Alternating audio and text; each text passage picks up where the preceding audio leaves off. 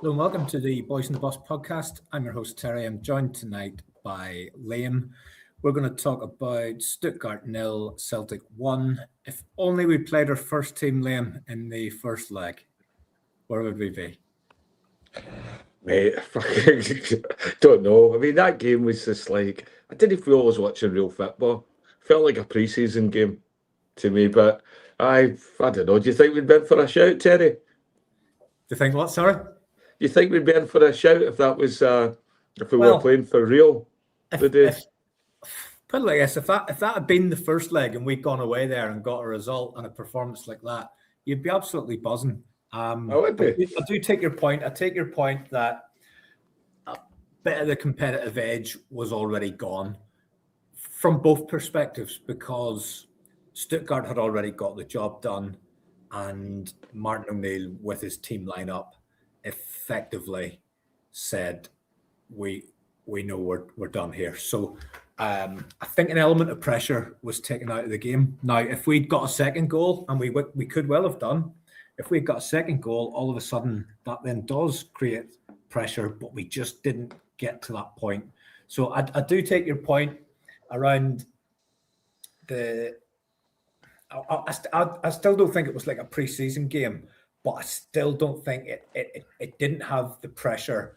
Put like this, it didn't have the pressure that there will be on Sunday's game.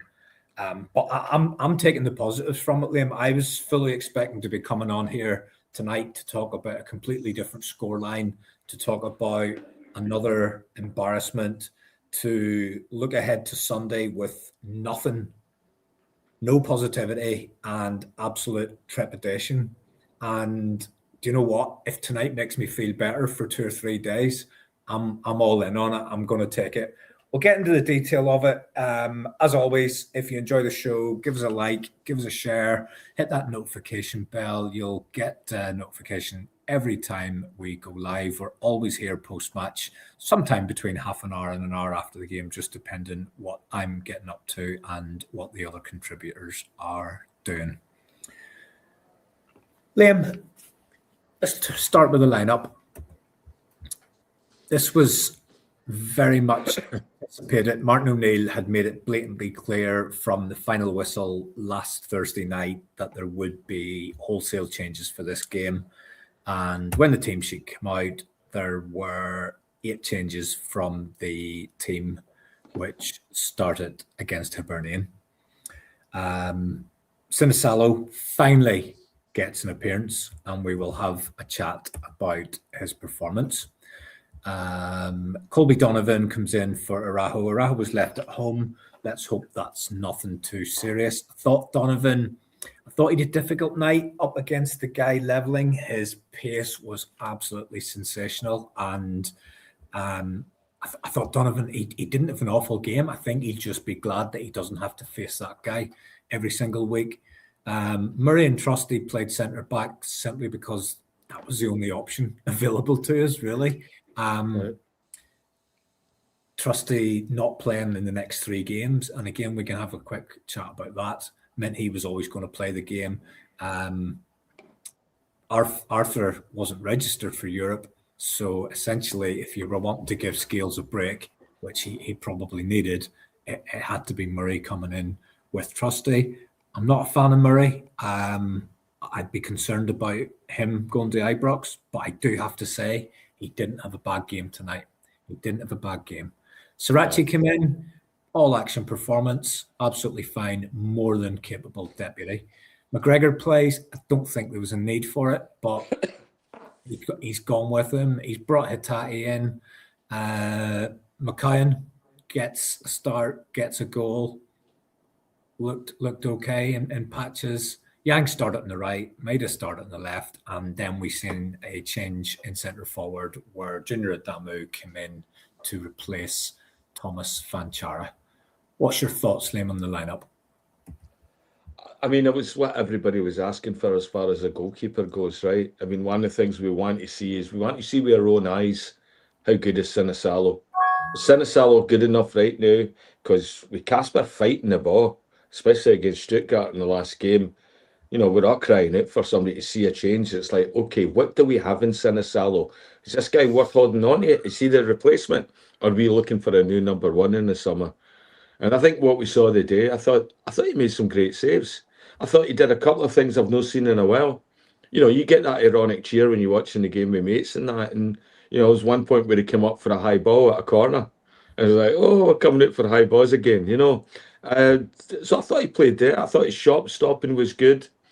There was one that he had very early on. It was like one of the daisy cutter shots that just hammered at him. He managed to extend himself fully, diving to his left. And yeah, it was very similar to the shot that beat Schmeichel last week.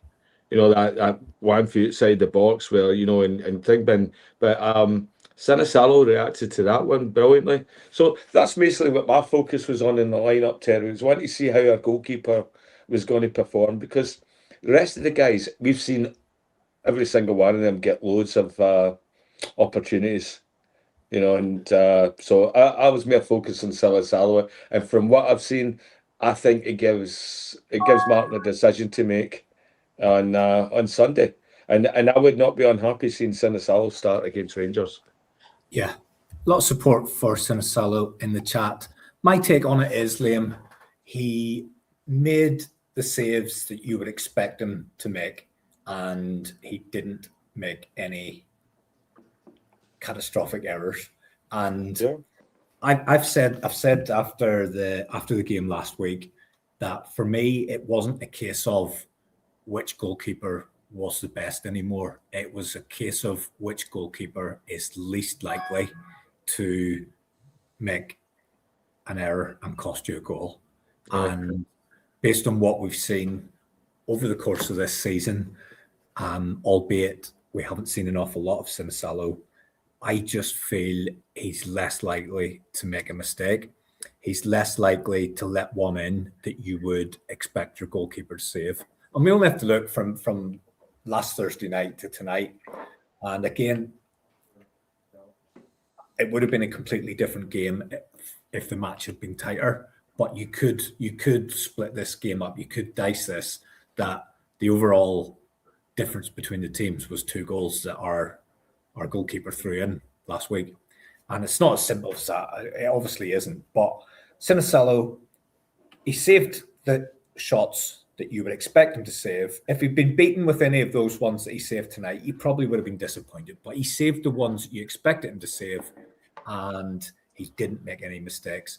And do you know what? He came and caught one cross as well. He showed that it's not just he can come and punch, he can come and take one. Couple of kicks that they weren't misplaced passes. He was just trying to clear his lines, and there was one I remember with a ball, it just went straight up into the air. But I thought he was composed.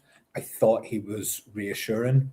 Looking ahead to Sunday, if Kasper Schmeichel plays on Sunday, and I do think Martin O'Neill will revert back to him. I think Martin's mind's made up. If he didn't ditch him after last Thursday, I don't see him ditching him now. If I see that name on the team sheet on Sunday, I really, really hope he has a good game and he's a clean sheet. But my heart will be in my mouth every time the ball goes anywhere near him. And the other side is Sinisalo could play and he could make a mistake. I just would have a wee bit more confidence that he isn't going to make an absolute howler. I agree with you, Terry. I think it's like we no longer have that assurance that Kasper Schmeichel's a safe pair of hands. We used to think that going into the games. I certainly did anyway, earlier in the season, last season. Okay, we got Schmeichel in goals. He's going to show up. He's going to be professional. He's a world-class international goalkeeper. That's just all falling apart this year. That has looked to a myth. Somebody in one of the sites posted up all the goals that he's let in this year. And I was thinking I was just going to see them all coming for that one side. But they were coming both sides. And they were coming for distance, for close, everything. And it just looks like there's a goalkeeper that maybe is on the downside of his career. That you can't keep performing like that forever. And I think it's just sort of catching up with him. Just like it catches up with other players that play outfield and all that. We've seen a 39-year-old goalkeeper starting to perform like a 39-year-old goalkeeper. And so Martin has to look at that and think, okay, well, is this a swan song, nostalgia? What is it? Because we need somebody that's going to have to be alert. Going there on Sunday, yeah, I'm not optimistic with Schmeichel in it because I have that doubt now. And I think they'll be watching the tapes of him as well and looking at how to beat him, which is shooting from outside. Yeah. Because they did that last time as well. They were hitting him from outside and away from his body, and he couldn't react fast enough. Yeah. If Rangers are preparing to play against Schmeichel, it'll just be shoot on sight. And as you say, they'll know he can't get. Do you know where it is now? He can't get down low. He can't get up high. He can't do most of the things that you need to be a dependable goalkeeper. I think the best way to look at this, Liam, is to just go through the game, but also have one eye on Sunday at the same time. So we got off to an absolute flyer of a start. Again, if we score in the first 30 seconds on Sunday, that would help my nervous position. And it was a really good goal. Yang finds Junior Adamu. He shows good feet, shows a really good pass. And McCown opens his body up, and it's a really, really good finish. And Celtic are a goal to the good within a minute. Mate, that was when the feed just turned on in their telly. We were figuring it all out and switching over to the giant screen. And when it came up, it was so bizarre and so unexpected. We all thought it was a highlight for another game or 25 years ago. Well, we hadn't seen the team. I didn't even know what colours we were playing in. And my first things, like I just seen the ball coming and hitting the net, and I go, "Oh no, they've scored!" And I went, "Wait, that's Luke McCown." I thought it was a well taken goal. I thought it looked great. It was a great build up. It might have caught them flat footed, but my God, how nice is it for us to be that team doing that for a change? To go out and actually get a bit of luck when we needed it, right in that opening minute. And I thought I slag Luke McCown a lot lately, especially this year. But I thought he took that really well. I thought he was very composed with that finish, and it looked good. And it reminded me of what I thought we were going to get for Luke McCown at one point. I thought those first couple of games were, like a Negrin, he was popping up with goals where, he was contributing in that, and that seems to fell away for his game. So it's good to see that back. I don't know if it puts him in a place to start on Sunday yet, but yeah, he took it really, really well. And you're right, it was a nice bit of footwork for Adamo and some great vision for Yang to sort of see that movement right off the kickoff and get that going. So yeah, it was great. Martin's got some big calls to make, and I think he would have. I think his starting lineup tonight told you what he felt 75% of his team was going to be for Sunday. It's whether any of the guys tonight have done something to change that. We've already made a strong case for the goalkeeper. It's a massive, massive call for Martin O'Neill. I really hope he makes the right one, but I think he'd revert back to Schmeichel. He then has to make calls. You've mentioned McCown there. He's got to weigh that up against McGregor's obviously going to play.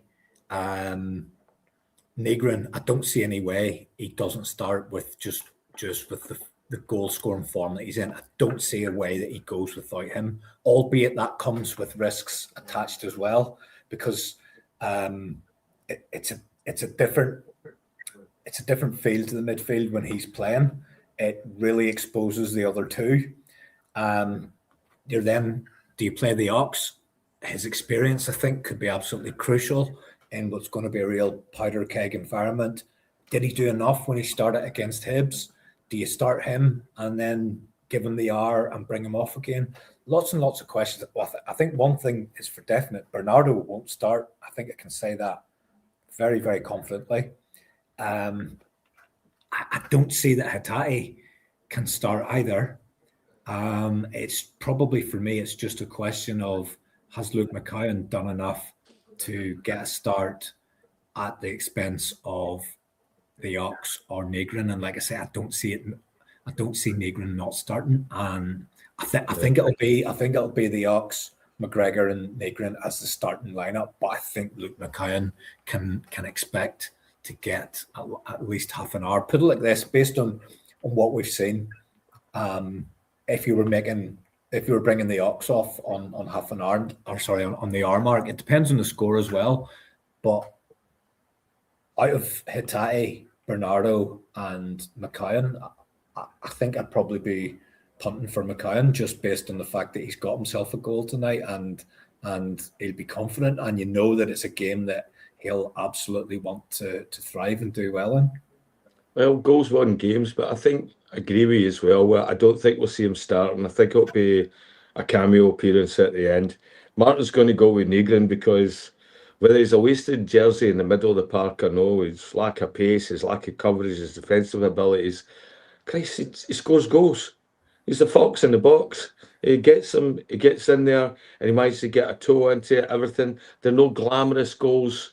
He's had a couple, but most of them are those scrappy, sort of like the goals Aramida used to sort of get, But so does McKeown come in?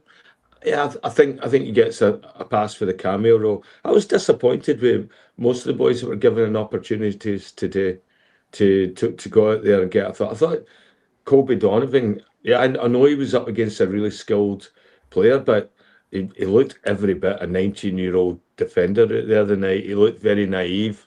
He looked like he was getting dragged all over the place. Hopefully that helps with his development. I think he needs a loan because when he first came in that position this year when we had nobody, he looked all right. But the contrast between him and Julian Arroyo, it's night and day. That boy's a baller. That boy can run with the ball. That boy's making moves. He's bringing other people into the game. Whereas Colby, I look like a player named Colby,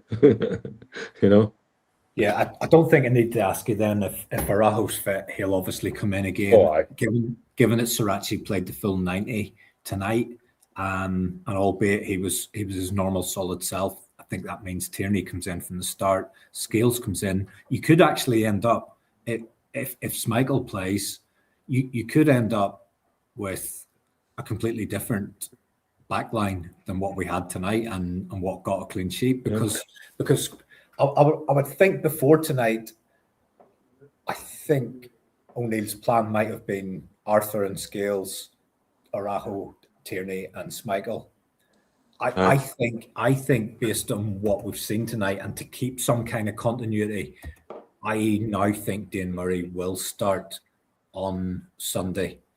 Like I say, I'm fearful of him. I just think for a bit of continuity off that good defensive performance tonight, if you then go and you start with a completely different five, you're not getting any of the benefits of the game tonight.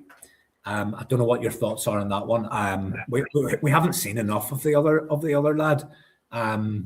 No, it's a difficult one, and like I say, Murray he really makes me nervous. And the only couple of times that I remember seeing him is the game against Hearts where he was dreadful at Tynecastle, and he then comes on again against Hearts whenever Trusty gets sent off, and we concede a goal within a few minutes of that happening. It is what it is. Trusty's not going to play, and see the more I think about that. Yeah, Murray reminds me of Jack Hendry. I don't know if I'm too bothered about Trusty not playing. The more I think about just the things that he's been involved in, he's a red card waiting to happen. Now, I come on along with Paul straight after the game on Sunday, and sometimes you're coming on post-match and you've just seen it live. You've maybe seen whatever replays the TV show you, and you haven't had a chance to really sit down, look at it, see things in slow motion. And I thought he was very, very stupid and got himself sent off stupidly. And once I've kind of changed my view a little bit. I think once the referee gets called over and gets to see it slowed down, I think his mind's made up. It's made up for him by the VAR referee. But I'm now of the view Matthew McDermott's seen that. Not only did he see it in real time, he also heard it. And I think that's something that the VAR guy sitting in the back of the truck, wherever he's at, the best the person with the best view of that was Matthew McDermott, and the person who could hear the contact, and that's something he would have heard the sound, and that would have given indication of the force as well. And the fact that he then said both to Martin O'Neill and in the audio that there was nothing in it, and he was just going to give the two of them a talking to. For the VAR to then get involved is completely re-refereeing it, and VAR isn't supposed to do that. And that's where my head's at with that one, Liam. I know, I've heard that for everybody as well, Terry. It's like VR definitely steps out of its bounds at that one. But you know what? You got to look at that boy McGrath as well for Hibs. Yes, I mean, look at that. That's I mean, to go down like that and then see nothing would have happened. You see that in every single game. So he did it and he went fast and he brought his arm down. But he went down as if his arm had been severed off his body. I expected to see lying 3 yards away from him on the 18-yard box with the Monty Python blood shooting at it the way he went down. And you watch him, he goes down, he holds his head, holds his shoulder, then he holds his arm. And it's like, come on, if somebody's doing that to the arm for you to drop to your knees and fall on the flare, it's like, mate, how do you go out at night? You must be terrified. It's I thought it was just cheating, and the referee bought into it. And yeah, it's sad to see a Scottish player doing that as well, isn't it? Yeah, I mean, it's a modern game. I mean, do you remember when football used to be? You would do anything to try and stay on your feet because you didn't want your opponent to actually see that they managed to knock you over. You know what I mean? Exactly. There was a code in that sort of stuff as well. It's like, all right, hit me even harder next time. I'm not going down. Yeah, is that all you've got, mate? Yeah, and that's missing, I think, for today's game. I mean, Scott Brown maybe is the last one who sort of had that sort of bravado on the pitch and that wee bit of swagger. But yeah, I mean, I don't know, when you go back and look at your guys in the changes, but I guess they don't care, you know. You just sold one and but you're right, Tristy gets involved in a lot of that sort of handbags and stuff. He seems to get in there like he's always in a wrestling match, you know. And as soon as I see that, because the referee usually comes there and talks to him, and then when they go back, we do the kick, it goes right back again. And usually that's when we see a free kick given against us. These boys are smart. They know once the referee talks to Trusty, all they got to do is fling themselves to the floor, and that gets rid of all the pressure. And next, you know, we've taken something that was a free kick now and a corner kick and just wasted it, you know. Liam, in terms of goalmouth action, we did have another chance shortly after from Maida. Then we had a sort of some of those saves that we talked about from Sinisalo. I didn't feel they were absolutely peppering our goal, but likewise there wasn't an awful lot going the other direction. Talked about the defence with an eye to Sunday. We've talked about the midfield with an eye to Sunday. I think there's also 3 positions up front available, and a decision to be made on those. And here's one as well. And Jan got the nod tonight, and he probably will get the nod on the right, but there might be a consideration to playing Mackay in there as well, because O'Neill did that before we brought Wilfred Nancy in. So you just don't know. You just don't know what the thought process will be. And if none of the wingers are really tearing it up, do you maybe play an extra one of those midfielders in a sort of inverted winger type role? I don't know. It's just different things that he has to weigh up. Maida, does he start? I don't know. Not in today's performance, Terry. No. I thought that Maida was like, breaks my heart. I liked Maida as a player, but watching him regress to the state he is right now, even those balls that were getting whipped across where, you know, he just managed to block it himself before it went to the goal. He couldn't get the ball on the right side where he could even challenge the keeper with it. It just sort of like became a bunch of legs. And yeah, there was one as well. I think it was one where he nearly beat the keeper. Remember? He came up and he challenged the keeper. We nearly got the ball off him there. But other than that, he doesn't look like he's going to get a place on Sunday. I don't know. I wouldn't be surprised, Liam. Just he's always been a real menace in that fixture. I don't know. It's you could make an argument for and against pretty much all of the guys that can play out wide. I mean, Taneki, does he start? And then centre forward, Adamu came in tonight.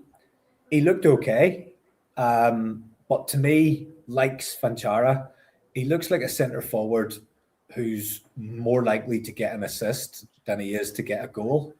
And again, it's kind of like there's no point talking about it. We needed a centre forward to come in and go on a scoring run, and neither of these guys are looking to me like they're going to be the guy that gets that done. But we are where we are. What's your thoughts on which one of those two will start, or could Martin go for Dyson Maeda like he did at the weekend? We needed a goal, or has Iheanacho got an outside chance of starting? Where's your thoughts there? I want to see Iheanacho start. I've got nothing. So what I've got with Chincharo so far is I think he's very one-dimensional in the sense where a lot of his game is backing into defenders now. And he just seems to be on his arse most of the time now. There's no, like, what I liked when he first came into the team, remember his introduction, Terry? He made that 40-yard run and got it right to the corner and then passed it across in that. And then the same as goal was something similar as well. He was, it was a big run in that. Now all I see him now is just like battling with the guys, the defenders with his backs to him. And is that because he's not getting the service? Or is that because, I don't know, that's just the way he likes to try and play? But he's not going to get that in Scottish football with our referees. Defenders will get that call every time, the way it goes. I don't know. I mean, I don't know what state Iheanacho's in right now. But he would be my choice. I mean, I want to see somebody play against Rangers that's aggressive and it's going to give them like problems in that, and pull them about and have a wee bit of physicality with them as well. Because, as much as I like to see him playing football as well, I like to see him give them a doing as well. Like physically, I like to see some of our players throwing it about against this mob, especially when they bring on that wee Diamande prick. Him, I just have an immediate dislike to, and he seems to bully a lot of their players. So I want to see somebody come in and put that wee prick in a headlock, and Big Kelly's my man. I think it will be Svanchara. I think that's who he'd go with. Aye. My gut feel, I think Iheanacho, he looks lively when he comes on, but he could just as easily not even be on the bench come Sunday. He just seems to look lively when he comes on, then disappear. I don't see any way he starts. I genuinely, my gut feel is he probably doesn't have any more than 15, 20 minutes in him, but possibly a good option later in the game, depending on how it's going. You mentioned, there's a chat there around refereeing decisions and what have you. We're not normally accustomed to getting decisions going our way, but there were a couple tonight I just want to get your view on. Thought that Stuttgart had equalised. There was 2 equalisers within a spell of about 7 minutes, and both were ruled out for offside. First one is pretty clear cut. Mile offside. The lines were drawn. Unlike we're used to, the lines were straight, and it was a pretty straightforward one. So I'll move quickly on to the second one. This is the one that got piqued people's interest. So the ball's played to the guy on the left-hand side, but when the move is taking place, he's actually off the pitch. And you can see the fourth official. He's almost touch tight with him, basically saying, you can't go on yet, because he's off the park. You can't go on yet. And then he's either decided, stuff you, I'm going on, or the fourth official has said, on you go. But just as he's done that, the ball's played through for him, and plays out, and it ends up getting into the net. The centre forward ended up scoring with a really powerful strike. We then seen the still of the offside, and it looked really, really tight. But there then came this question around, should that be allowed, because the guy has come onto the pitch at a really inopportune time, because we would have, the Celtic players would not have been making decisions based on him because he was off the pitch, but he's been allowed to come on right at that key moment. Now, my understanding of the rules and listen to what the commentary team were saying was, if it was onside, the goal would have stood. It would have been one of those ones. It's poor sportsmanship and it's a bit of a mess, but it would have been a goal. It's given offside. Now, the lines were drawn on this one. The lines didn't tell me an awful lot. And could it be one of those ones where it's very, very tight and they've just made the lines tell the story that they wanted to tell because they didn't want to have to deal with the other situation? You say we're getting a break for referees, Terry? Is that what you think? You start a conspiracy? We might as well take them tonight. We'll not be getting any come Sunday. So I never caught any of that at all, mate. That's how oblivious I was. I was sitting 3 feet away from a 20-foot screen and still managed to zone out of that one. I didn't realise that was it. Yeah, that's what's happened. The guy's been off the pitch and he's been allowed to join just as the pass is getting played. So is it no a rule that where you go off the pitch, you have to come back on at the place you went off or at the halfway line? Or is it, don't you have to run around, come back on at the halfway line of the pitch? You have to have permission, and he was not far away from the halfway line, in fairness. Right. But he didn't have permission.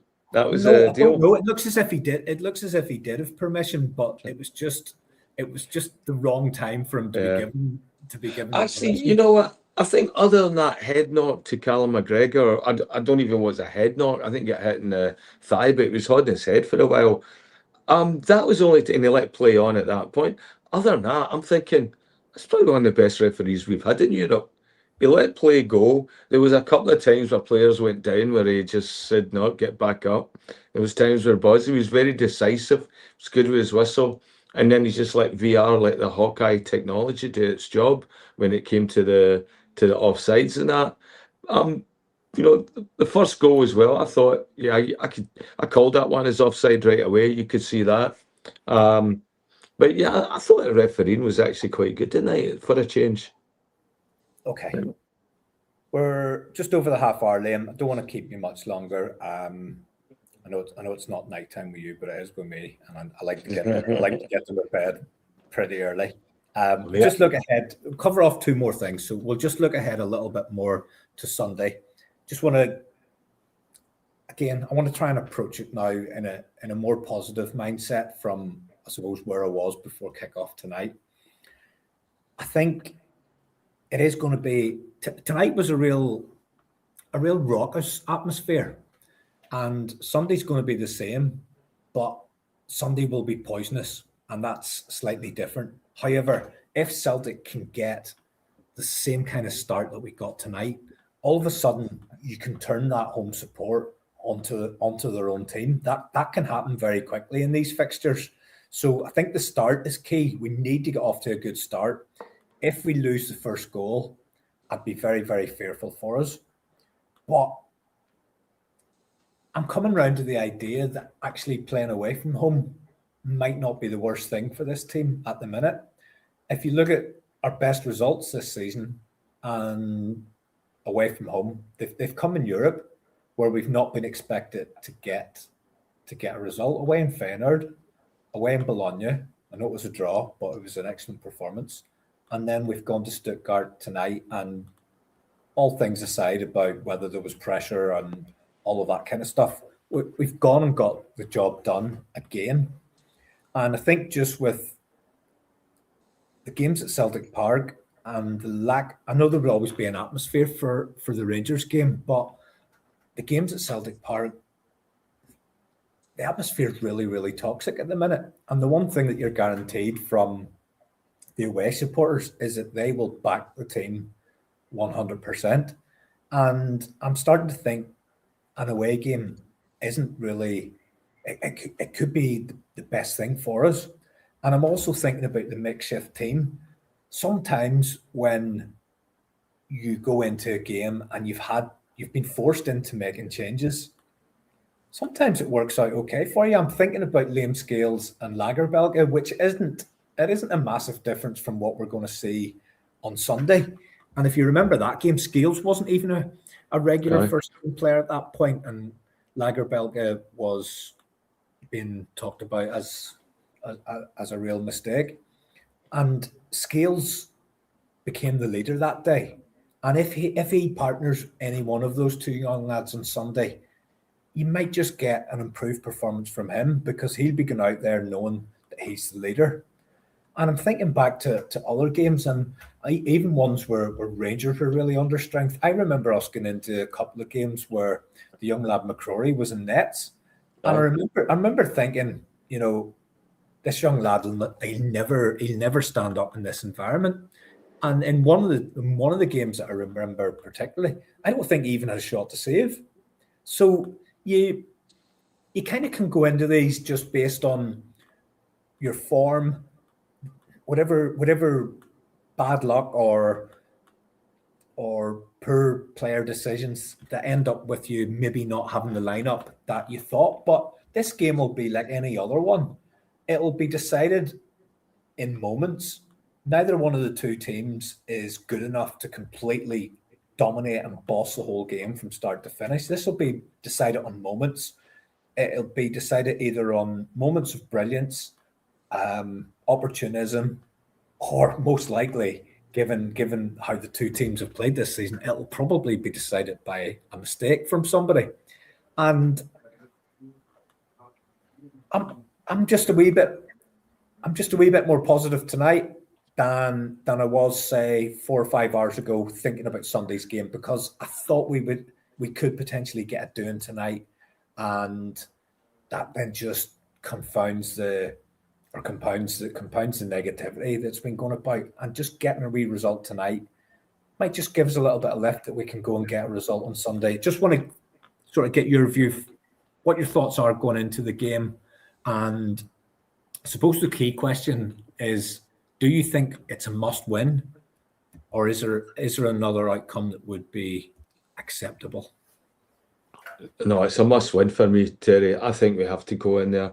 You brought up an interesting point earlier. I was thinking the same sort of thing. I was thinking back, looking at all the times I've been really positive going into with a Celtic team to play against Rangers, where at times I thought we would have wiped them off the park. And then there's other times where I've been hesitant, as you said, a back line of Welsh and Scales and people like that. And then you're going in, and all of a sudden we found our feet and we've played well against them. Those are some of the the wins I'm thinking, like 2-3 years ago, where we had like really poor team through injuries and that, when CCV was it back then, and we went in and we gave them a really good game. But so I think it's a must win, and I think it's going to come down to the team talk. I think we've got a much better team than what we're seeing on the park. Like, and still in my head, when you think about them and you think, and like in the Friday feeling, copyright tomorrow. We always talk about that as well. We're doing our score lines and our predictions and the people on the bus here and that, and there's a lot of people who are very confident. I thought we would have turned over Hibernian. I really did. I thought that was a game for us to come out and get flowing. I think somebody's on the wrong side of doing for us. Just with the fact that we've not created chances and all that. I think it's just going to come flooding in. That once we do find a routine or an established way to score goals, figure out where those channels are, how we're going to effectively get the ball to make chances, then I think you'll start seeing the scoring. And I'm just thinking, okay, we've got a coaching staff that's working with these boys every week. When are we going to start seeing that? When are we going to see some of that sort of elite management that we have in our ranks? We elite players. We've got a lot of internationals in our squad. They can't be that bad. It's just, where do we get that fluency when we start seeing them playing together? Where we've got a system now where we can get the ball where if it doesn't come through Callum, we don't have to start creating that horseshoe of death. I still think there's an opportunity for us to play up through the middle, but I think that means maybe putting 4 in the middle of the park, 4 at the back, and 2 up top. We've not had a lot of luck with wingers yet. We're still playing, a 4-3-2 or 4-4-2 or 4, whatever, 4-3-4. Liam, I'm sure yourself and Phil will continue the build-up chat on your show tomorrow night. I'll also leave. There's another item of discussion, but I'll kind of leave that for Phil as well. I don't know if you've picked up on this tonight, but Willie Hockey did. He was on, was it Go Radio or something, and he was talking about plans to launch a Celtic season ticket alliance to give fans a voice in the boardroom and pledging to commit millions upon millions. I haven't really listened to it. I haven't got all of the detail, so I'll probably just let that one sit for Phil to pick up tomorrow night as well. I'll maybe listen in and see what he had to say around that. But that's 40 minutes. That'll do us for tonight. And as I say, you guys can pick up the rest of the build up tomorrow, and hopefully I'm on here on Sunday with whoever, and we're talking about 3 points for Celtic. That would be amazing. It really would. Hey, maybe on here with everybody, kind of. Oh yeah, we'll bring the whole. We'll bring the whole bus on. Yeah, I mean, who knows, Liam? The way this season has gone for us.